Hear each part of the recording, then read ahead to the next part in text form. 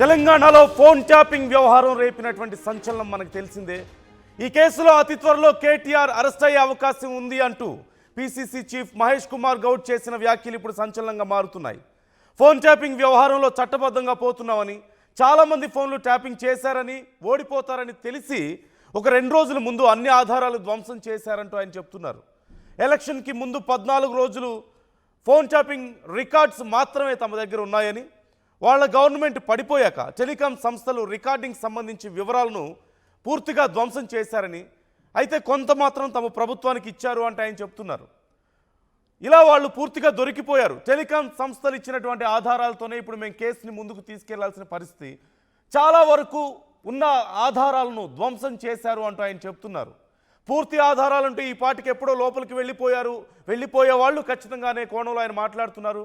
కేటీఆర్కు ఈ విషయంలో ఇప్పటికే క్లారిటీ ఉందని, అరెస్ట్ కాక తప్పదంటూ కూడా ఆయన చెప్తున్నారు. దసరా తర్వాత ఈ అరెస్ట్ ఉండే అవకాశం ఉంది అంటూ మహేష్ కుమార్ గౌడ్ చేస్తున్న వ్యాఖ్యలు ఇప్పుడు సంచలనంగా మారాయి.